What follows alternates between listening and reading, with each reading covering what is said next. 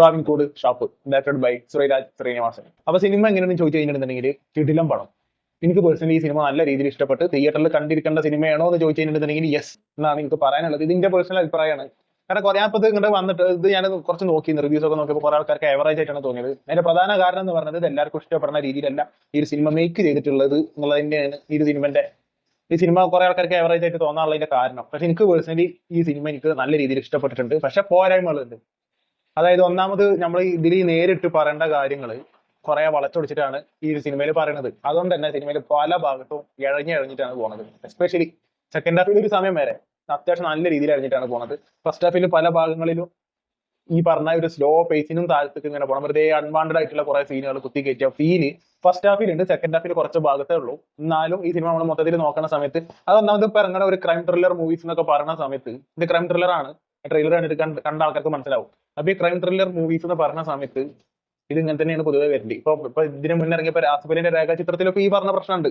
ഏത് ഞാൻ സ്ലോ പേസിന്റെ സിനിമയിലെ സ്പീഡിന്റെ കാര്യമാണ് ഞാൻ പറയുന്നത്, ബാക്കിയുള്ളതല്ല പറഞ്ഞത്. പിന്നെ ഞാൻ നേരത്തെ പറഞ്ഞ പോലെ ഈ ഒരു വളച്ചൊടിച്ചിട്ടുള്ള കാര്യങ്ങൾ പറയുന്നുണ്ട്. പിന്നെ ഇതിൽ വേണ്ടതെന്ന് തോന്നിയ കുറെ സീനുകളുണ്ട് ഈ ഒരു സിനിമയിൽ. അത് പ്രത്യേകിച്ച് ബേസിലിന്റെ ഒരു ഒരു ഒരു ഒരു ഒരു എന്താ പറയുക, നമ്മളൊരു കഥാപാത്രത്തിന് 5-6 കഥാപാത്രം കൊടുക്കുക. അതായത് ഒരു കഥാപാത്രം ഒന്നും അല്ലാതെ, അതായത് നമുക്കൊരു ഇഷ്ടം തോന്നൂല, ഒരു ബഹുമാനം തോന്നൂല, ഒരു ദേഷ്യം തോന്നൂല, അങ്ങനത്തെ ഒരു ക്യാരക്ടറാണ് ബേസിൽ ചെയ്തിട്ടുള്ളത്. എനിക്ക് പൊതുവെ അങ്ങനത്തെ ക്യാരക്ടർ ഇഷ്ടമല്ല. ഒന്നെങ്കിൽ നമുക്കൊരു ക്യാരക്ടറിനോട് എന്താ പറയാ ഒരു ദേഷ്യം തോന്നണം, അല്ലെങ്കിൽ വെറുപ്പ് തോന്നണം, അല്ലെങ്കിൽ അങ്ങനെ എന്തെങ്കിലുമൊക്കെ ഒരു ഇമോഷൻസ് ഒരു ക്യാരക്ടറിനോട് തോന്നണമല്ലോ. ഇതൊന്നും തോന്നില്ല ബേസിനോട്.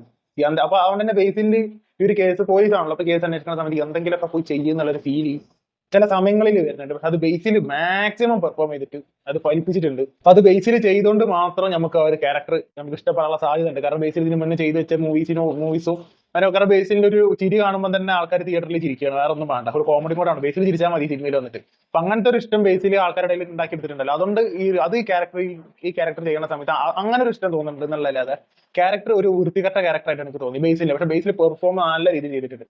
ആ ഒരു പോലീസ് ക്യാരക്ടർ എന്ന് വെച്ചിട്ടുണ്ടെങ്കിൽ ഇൻക്ലൂഡിംഗ് ദി ബോഡി ലാംഗ്വേജ്, ഒരു പോലീസ് ആണെന്നുണ്ടെങ്കിലും ഒരു എന്താ പറയുക ഒരുമാതിരി ഒരു ക്യാരക്ടറാണ്. അത് നല്ല രീതിയിൽ ബേസിൽ ചെയ്തിട്ടുണ്ട്. അതേപോലെ തന്നെ സൗബിന് കിടിലം പെർഫോമൻസ്.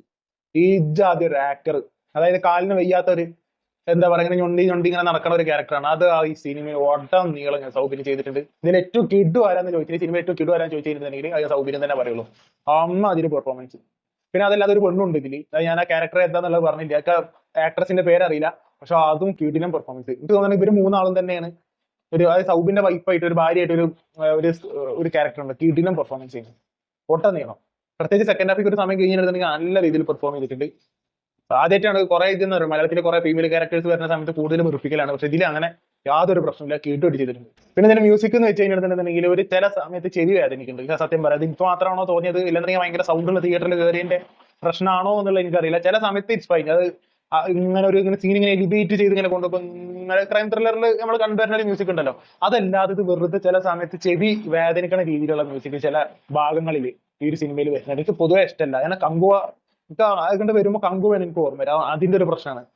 അപ്പൊ അത് ഒരു മ്യൂസിക് ഒന്ന് കുറച്ച് സൗണ്ട് കുറച്ചുകൂടെ. ഇത് എന്തിനാണ് ഇത് ആൾക്കാർ കേൾക്കുമല്ലോ, തിയേറ്ററിൽ ഇരുന്നിട്ടല്ലേ കാണുന്നത്, നമ്മളിത് ഫോണിൽ ഇരുന്നിട്ടല്ലല്ലോ. അതിനൊന്ന് കുറച്ച് വെച്ചുകൂടെ. ഇത് അങ്ങനത്തെ ഒരു പ്രശ്നം ഇത് സിനിമയിലുണ്ട്. ചെവി അടിച്ചു പോണ മ്യൂസിക് ഇതിന് നല്ല രീതിയിൽ പല ഭാഗത്തും കുത്തി കയറ്റി വെച്ചിട്ടുണ്ട്. പക്ഷെ ഞാൻ പറഞ്ഞില്ല, എന്നാലും അങ്ങനെ പോരായ്മകളുള്ള ഒരു സിനിമ തന്നെയാണ് എന്നുള്ളത് ഒരു വാസ്തവമാണെന്നുണ്ടെങ്കിൽ എനിക്ക് പേഴ്സണലി സിനിമ നല്ല രീതിയിൽ എൻജോയ് ചെയ്യാൻ പറ്റി.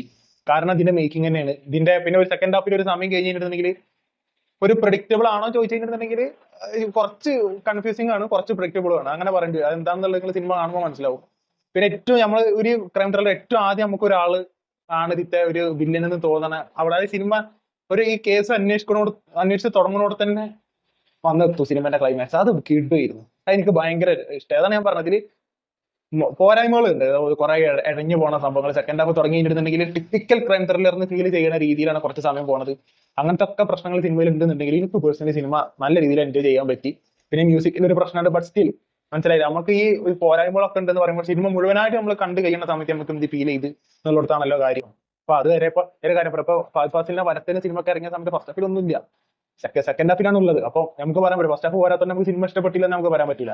ആ സിനിമ മുഴുവനായിട്ട് കഴിയണ സമയത്ത് എന്ത് ഫീൽ ചെയ്ത് അതിലാണ് കാര്യം. അവിടെയാണ് ഒരു സിനിമ നല്ലതാണോ മോശമാണോ എവറേജ് ആണോ എന്ന് തോന്നുന്നത്. അവിടെ എനിക്ക് ഈ സിനിമ ഇഷ്ടപ്പെട്ടു. പിന്നെ ഒരു ഡബിങ്ങിൽ എന്തോ ഒരു പ്രശ്നമുള്ള പോലെ ഉണ്ട്. ഇത് ഒരു ചലമ്പിക്കുന്ന സൗണ്ട്, ബേസിന്റെ സൗണ്ട് ഒക്കെ ചില സമയത്ത് ചലമ്പിക്കുന്ന രീതിയിലാണ് എനിക്ക് തോന്നിയത്. ചില ഡയലോഗുകളൊന്നും ക്ലിയർ അല്ല എന്ന് എനിക്ക് ഫീൽ ചെയ്തു. ചില ഡയലോഗുകൾ ഒന്ന് ക്ലിയർ ആവാത്ത ഒരു ഫീല് ഈ സിനിമക്ക് ഉണ്ട്. അത് ഇനി തിയേറ്ററിലാണല്ലോ ഇരുന്ന് കാണുന്നത്. അത് ഇനി സ്പീക്കറിന് എന്തെങ്കിലും പ്രശ്നമാണോ എന്നുള്ളത് എനിക്കറിയില്ല. ഞാൻ പോണ തിയേറ്ററിൽ പൊതുവേ അങ്ങനത്തെ ഒരു ടെക്നിക്കൽ പ്രശ്നങ്ങൾ വരുന്നില്ല. അപ്പോൾ സിനിമന്റെ പ്രശ്നം ആവാൻ തന്നെയാണ് ചാൻസ്. പക്ഷെ ബട്ട് സ്റ്റിൽ ഞാൻ പറയുന്നത് ഈ പറഞ്ഞ പോരായ്മകളൊക്കെ ഉള്ള ഒരു സിനിമയാണെങ്കിൽ പോലും ഈ ഒരു സിനിമ നല്ല സിനിമ ആയിട്ട് എനിക്ക് തോന്നുന്നത്. ഒരു വെറൈറ്റി രീതിയിലാണ് പടം എടുത്തിട്ടുള്ളത്. മേക്കിംഗ് തന്നെ ഒരു വെറൈറ്റി സംഭവമാണ്. പിന്നെ ഒരു സമയം കഴിഞ്ഞാൽ നമുക്ക് ഉറപ്പാവും. മെയിൻ വില്ലിനെ കാണിക്കണം മുന്നേ തന്നെ ഒരു 10-15 മുന്നേ തന്നെ, ഒരു 10-20 മിനിറ്റ് മുന്നേ തന്നെ എനിക്ക് മനസ്സിലാക്കണം ഇന്ന ആളാവും എന്നുള്ളത്. അത് എങ്ങനെ ചെയ്തു എന്നുള്ളതേ മനസ്സിലാവണ്ടായിരുന്നുള്ളൂ. മനസ്സിലായില്ല. പക്ഷെ ഞാൻ പറഞ്ഞു പിന്നെ ഇതിൽ ചെമ്പൻ വിനോദ് ഉണ്ട്. ചെമ്പൻ വിനോദിനൊന്നും വലിയ പെർഫോം ചെയ്ത് മറിക്കാനുള്ള ഒരു സംഭവം ചെമ്പൻ വിനോദിനില്ല. 3 ക്യാരക്ടേഴ്സ് ആണുള്ളത് മെയിൻ ആയിട്ട്. ഒന്ന് ബേസിലുണ്ട്, ഒന്ന് സൗബിനുണ്ട്, പിന്നെ സൗബിന്റെ വൈഫായിട്ട് അഭിനയിച്ച ആ ഒരു മൂപ്പത്തിരുണ്ട്. അതല്ലാതെ ബാക്കിയുള്ള ക്യാരക്ടേഴ്സ് ഒക്കെ അവിടെ ഉണ്ട് എന്നുള്ളതല്ലാതെ ഒരു വലിയൊരു ക്യാരക്ടറായിട്ടോ അങ്ങനെയൊന്നുമില്ല. ഒരു നാട്ടിൻ പുറത്തേക്ക് ഒരു നാട്ടിൽ വന്ന കേസ് തന്നെ കുറച്ച് നാട്ടുകാർ ആണല്ലോ. അങ്ങനത്തെ ക്യാരക്ടേഴ്സ്, അങ്ങനത്തെ ഒരു ക്യാരക്ടറിനാണ് ചെമ്പൻ വിനോദം. അങ്ങനെ വലിയ രീതിയിൽ പെർഫോം ചെയ്യാനൊന്നും ചെമ്പൻ വിനോദിനില്ല. പക്ഷെ എനിക്ക് ഞാൻ പറയാം സൗബിന്റെ പെർഫോമൻസ് കിഡുമായിരുന്നു. എങ്ങനെ അത് മുകളിൽ ചെയ്തു വെച്ച് കിഡു പെർഫോമൻസ്. ടെക്നിക്കലി പടം അടിപൊളിയാണ്. സിനിമ എന്നുള്ള രീതിയിൽ പോരായ്മകൾ ഉണ്ടെന്നുണ്ടെങ്കിലും എനിക്ക് പേഴ്സണലി സിനിമ അടിപൊളി സിനിമ ആയിട്ട് തന്നെയാണ് എനിക്ക് പേഴ്സണലി തോന്നിയത്. അപ്പൊ നിങ്ങൾ സിനിമ കണ്ടിട്ടുള്ള ആൾക്കാരാണെന്നുണ്ടെങ്കിൽ കമന്റ് ബോക്സിൽ അഭിപ്രായം പങ്കുവെക്കുക. സെനിങ് ഔട്ട്.